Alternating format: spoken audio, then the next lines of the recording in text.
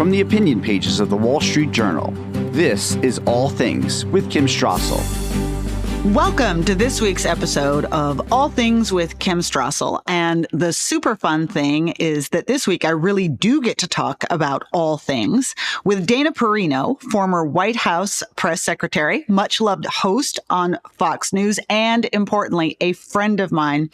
And that is because we get to talk about the new book she's just published, which is titled, I Wish Someone Had Told Me, The Best Advice for Building a Great Career and Meaningful Life. Dana, so I wish someone had suggested this book to you even earlier because it is a wonderful read.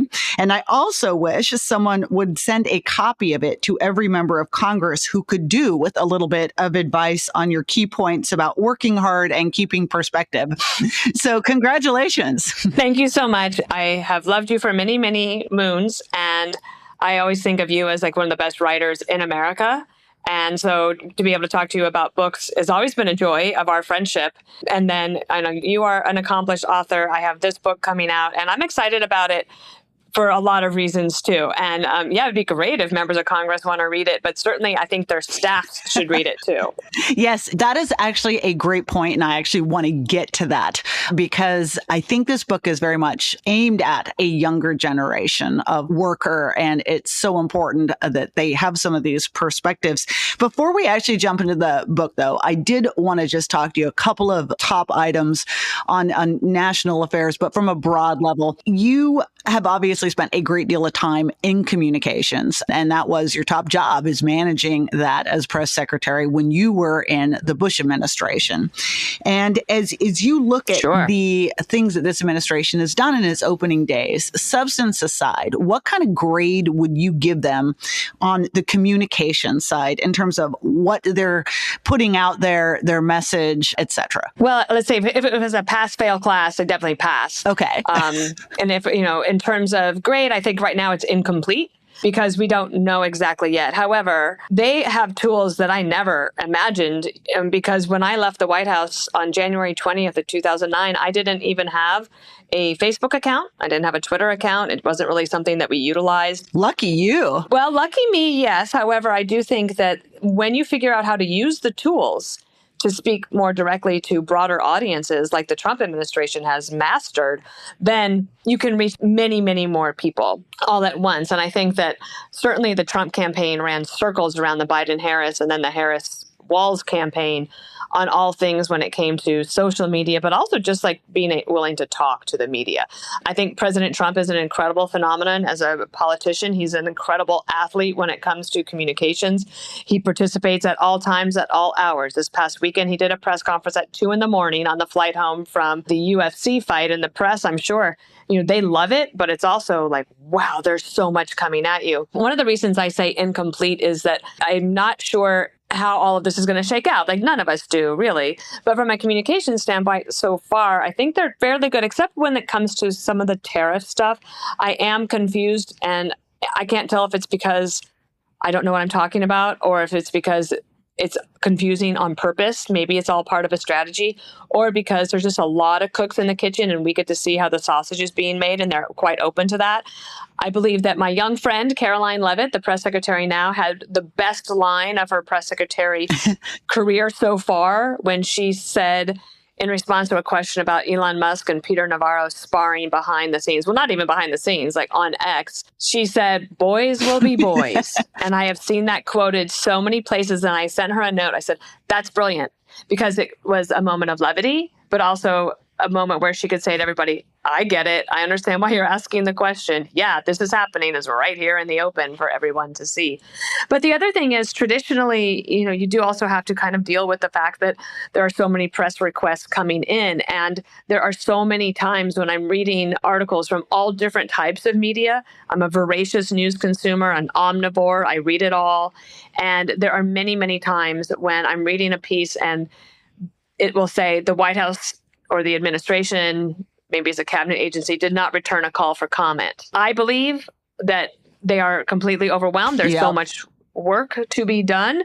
But I think that they have to figure out a way to try to respond to some of those requests so that they're not missing opportunities, because that traditional media, even if they might feel disdainful towards it, it still exists. And if you are participating, you at least get a chance. If you don't participate, then you're out. Well, your point about this changing media landscape and needing to be able to navigate it and the new opportunities that any politician has to go around what we would call the traditional press is so important. And we saw that play out in the election. But I think there's still a long way to go in terms of truly grasping that environment and dominating it, as it were. One question you mentioned, Caroline Leavitt, when you were press secretary in the White House, would you have wanted George W. Bush to have engaged as much as you see Donald Trump doing? I mean, just from a handling perspective. Yeah, something that's kind of interesting is I felt like we talked to the press fairly regularly in the Bush administration. You did. But then you look at what the Biden team was like, never to be found. And that was ridiculous. And then Trump is omnipresent. And there are times when, if you think about sometimes on the campaign, President Trump was quiet. If you think about during the transition from election day to inauguration, he didn't talk much. It's a good point. Right? Yeah. He wasn't doing a lot of media, and his numbers went up and up and up and up. Okay. Now, also, I would say this from a communication standpoint, it is always easier to have the boss do it. But this president has an incredibly good cabinet for communications, and he put a premium on that. I mean, I think a lot of them are people that we all know because they've been in public service for a long time or they've been a part of the media. But a lot of them, like, for example, Sean Duffy, he's at transportation now, and people say, oh, well, he came from Fox. Well, yeah, but he was a congressman, and before that, he was a prosecutor. Right. And he also understands pop culture, and he's a father of 9. I mean, this is a person who is a well-rounded American individual who works so hard, but can also communicate very well. And President Trump put a premium on that. And if you think about the Biden administration, they did not. I will ask this question. I think it's hysterical to me. You and I come from more rural upbringings. And if I ask a group, who here can name the Secretary of Agriculture under President Biden? And I'm telling you, Kim, in a room from 1,000 manufacturing companies that I did a speech in front of, no one raised their hand. Really? Tom Vilsack. It was Tom Vilsack. Of course, you would know that. But if you just Google like Tom Vilsack and news releases or press appearances when he was secretary, it was like nothing. And from what I understand, he basically spent the entire time in Iowa, worked from home. And they didn't do anything. They were basically in the witness protection program. Why come to work? There was never even a cabinet meeting. Yeah, this is true. And so I do think also that the media is really, I believe it is reeling from the fact that it covered up the fact that the Bidens didn't do any press conferences. They didn't complain about it. Or if they did, it was sort of mild. They didn't really seem to care. And now you're getting the books that say everybody knew all along that President Biden's mental capacities were so diminished that they didn't think he could actually be president. That's bad. Real bad. We're going to take a quick break. When we come back, more with Dana Perino.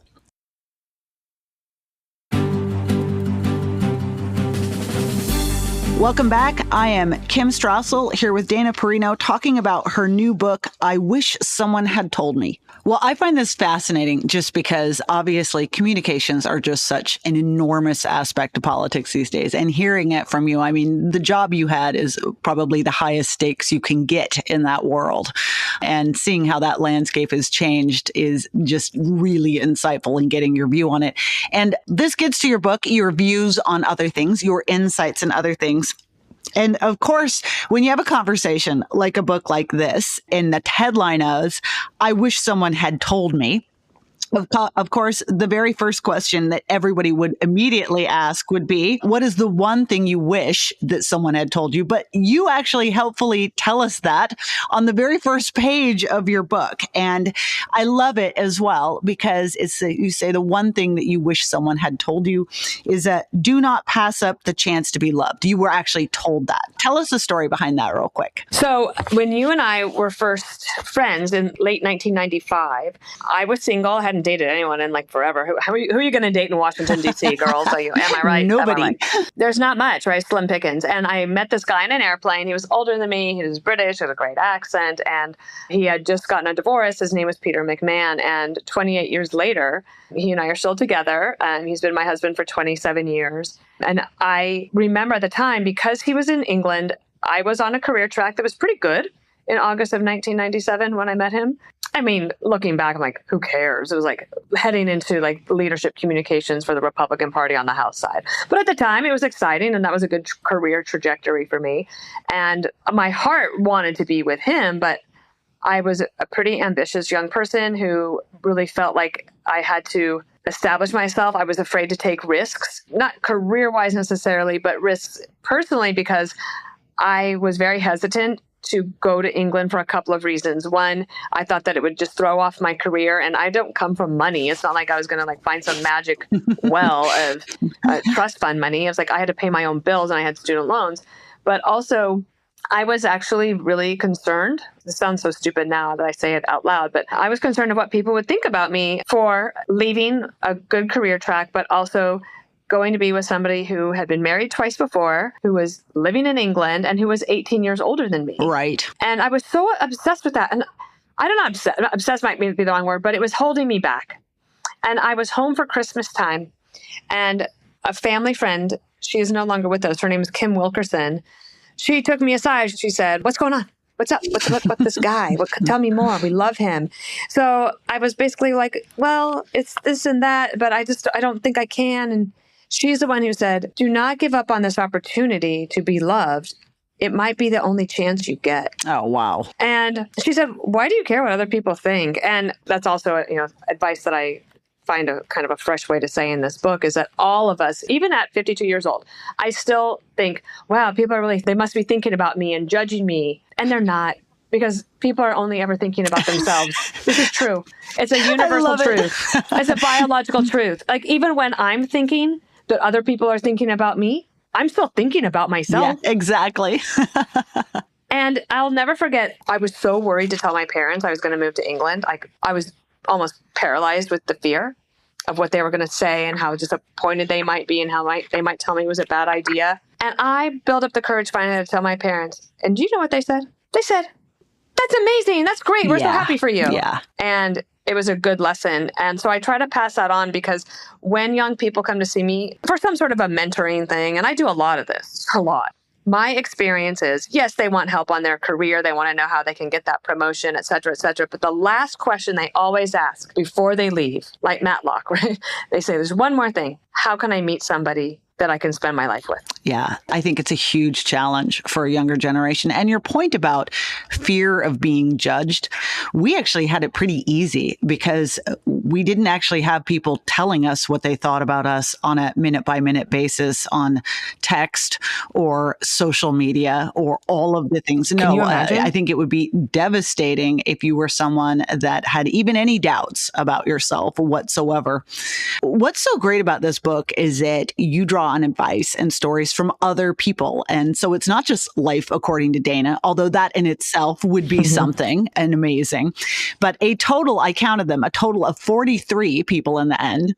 Everyone from Peter, by the way, I'm a Peter fan, to Brett Baer on Fox, to Mike Rowe of Dirty Jobs fame, Martha McCallum, Dierks Bentley. By the way, I would note that Drunk on a Plane is one of my favorite songs to this day. But other people, philanthropists and bankers. What's the most surprising thing you heard from any one of them? I do love my friend Maura Nielsen, who, it's not the most surprising, but I keep coming back to this one because it's so good, and it's short and it's smart and it's memorable. Maura Nielsen ran L'Oreal Marketing and Communications, and now she has her own marketing firm. And she said, you have to laugh about your life. You have to say, this is so absurd. How did this happen to me? Like, just look around and laugh. Like, this is crazy. Good and bad. And I thought that was such good advice. Yeah, it's just like, just take a minute. It's not that deep. And it's funny. And the reason I added all of these other people is because I felt like the supply and demand for mentoring advice is out of whack. There is much more demand than there is supply. I'm not saying that you can't buy a bunch of self-help books. You can. But sort of in my world, from what I heard from the people that I care about, audience members or friends, family, people who have followed me for a long time for that type of mentoring advice, they're insatiable. And so I realized I needed to do something post-COVID in the work from home, sort of navigating that whole thing, how AI is changing the workforce. I wanted to address that. I hear from a lot of people about finances, that young people are just not able to figure out how to get like basic finances going for their savings, et cetera. So I said, I don't have all the answers.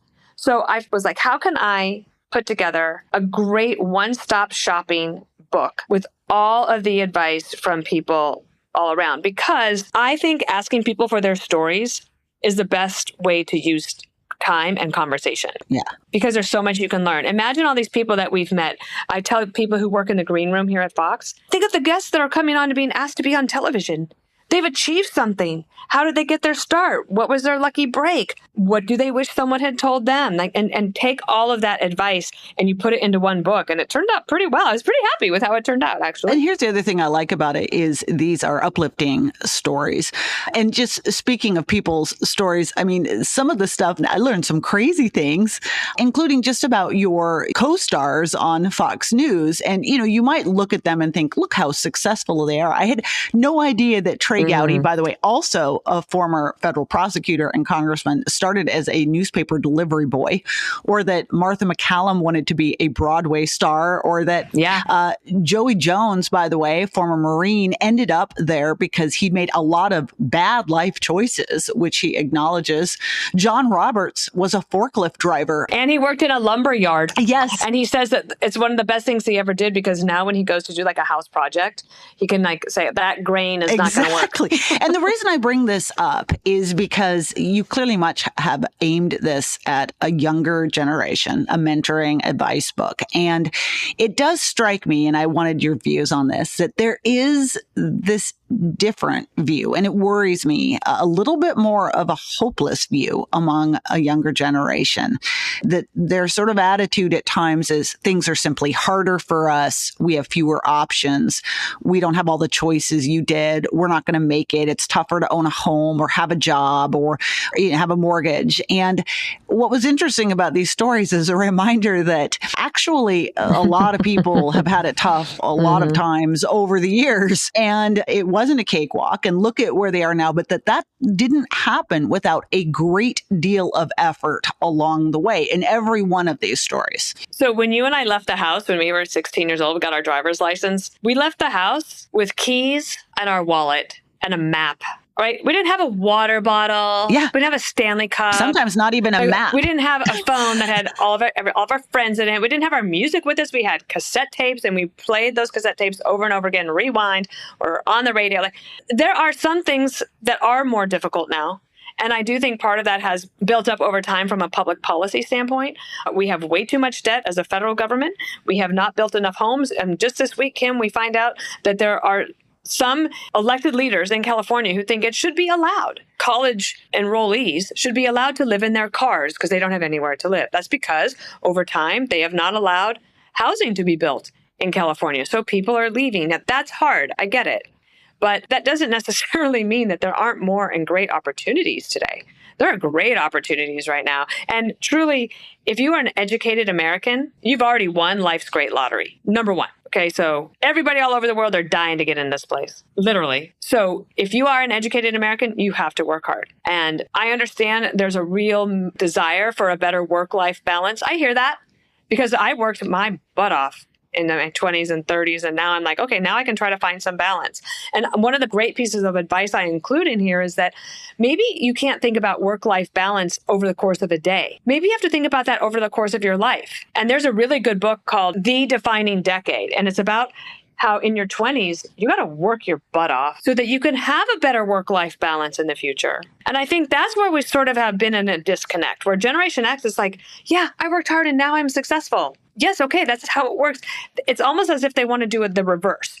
They want to have the time off. They want to have all the bells and whistles of life, but they don't necessarily want to do it the same way. That's fine. You don't have to do it the same way. I'm not saying you do. But when I say that everything will be okay, I mean that, but it's not a passive exercise. Right. You have to work to make it okay. Sometimes I want to shake these people. I don't know. I think I'm going to have to reread that section. I'm 52 and I feel like I still work my butt off, but maybe I need to work on my work-life balance a little bit better as I get older. Well, maybe we all do, but it's like we make choices, right? Like, I have a friend who is a UPS driver. He should have been in this book, actually. He's got great advice. Terrific advice. And he has made choices and they have a lovely life and a different lifestyle. And I think, wow, like when he's done at 5, he's done. And I just have a different career track and one that requires me to be reading the news and being prepared. But guess what? I love to read the news. And so I would be reading the news anyway. We're going to take one more break. When we come back, more with Fox News' Dana Perino. From the opinion pages of the Wall Street Journal, this is All Things with Kim Strassel. Welcome back. Just speaking of, and you make a good point, that there have been some systemic failures made at the government level, both at the federal level and at the state level, that I think have certainly put up some barriers that are different, not insurmountable. And by the way, I think there are also barriers that existed when you and I were young that aren't there as much anymore. For instance, being a woman in the workforce, that has changed dramatically over the decades. And I would like to think in a way that's beneficial to women. But there are new ones. And one of the ones that always is preying on my mind, we talked about this a little bit in the podcast I got to do with you recently, but how big a role do you think our failing education system is playing in the preparedness for this generation you're addressing the book to? This is a great question. What's interesting is that the title of this book, I Wish Someone Had Told Me, actually came from my mom. When she read Everything Will Be Okay, which was targeted to young women. This book is not. This book is for men and women of all ages. But when my mom read Everything Will Be Okay, she sent me, she called me, and she said, Barb and I read the book, and we really wish someone had told us these things. But there was no one to tell them because they were the pioneers. Yeah. So then we all benefit from their trailblazing. They're plowing the ground for us. Yes, trailblazing, that's a better word for it. But over time, like when I was in government 25 years ago, like that was where you could see women were actually climbing the ladder a lot faster than even in corporate America. That's actually still kind of true. When I first started in television, I would say most of the senior executives on the production side were men. And today, it's almost all women in my world. Right? It's a mix, but there's a lot of more women who are in the senior leadership positions now, even here at Fox News, which is incredible. You did my podcast and I do your podcast, and I love that. I brought this up yesterday about the education system because I'm obsessed with the fact that we have young people in this country going to public school, as I did, and they are coming out of high school and they cannot read or write. Even this week, we talked about how Harvard is now teaching remedial math. And how do we expect people to be able to compete in the world with those kind of skills or a lack of skills? And when I was talking to Josh Holmes on my podcast yesterday, I said, if you were the emergency room doctor and America was the triage unit, what would you solve first? And some of us would say we have to get our national debt under control. This is not sustainable. This is a problem. There is a cancer inside the body. We need to excise it, deal with it. And I said, yes. I said, however, part of me feels like we have to fix K through 12 education. Yep. Yeah. Because it's kind of the root cause of a lot of problems. Do you know that if you don't graduate from high school, you are more likely to go to jail in your life? Yeah. No, there's so many problems. There's so much. And also, for example, I just met this guy. He's doing a project in Louisiana through the Presidential Leadership Scholars Program. They went into 2 different men's prisons in Louisiana and did a study. And the number of people in prison, men in prison, who are dyslexic but were never diagnosed as kids is through the roof. So if they had been diagnosed early, and you can deal with that early, then the chances of them being able to read and write and enter the workforce as a productive citizen go way up. So I like this game now. I've been trying to think about the triage unit and what we should fix first. And K through 12 education is a must. And I will tell them this on the left: do not ask me to pay for free college until you fix K through 12 education. And I am dying to see some Democrat who could be like a Bill Clinton or an Obama that surprises everybody by taking on the teachers union and saying, this will not stand. These young people deserve much better than this. Well, the appetite is there among the voting public. I agree with you, first on the triage point, but also secondly, that is a political opportunity that is absolutely ripe for a Democrat with a bit of courage, because there's so much to fix there. There's some exciting things going on out at the state level on choice and also standards, but you need a national flag waiver for it. And I wish, by the way, the Trump team did this a little bit more, but I also think that there's opening there for Democrats. Dana, thank you so much. I wish someone had given me this book when I was young, and I could have learned so much from it. I encourage others to go and revel in its wisdom. We want to thank you for coming on this week and thank our listeners for tuning in. If you like the show, you can hit the subscribe button. And if you'd like to write to us, you can at atkim@wsj.com.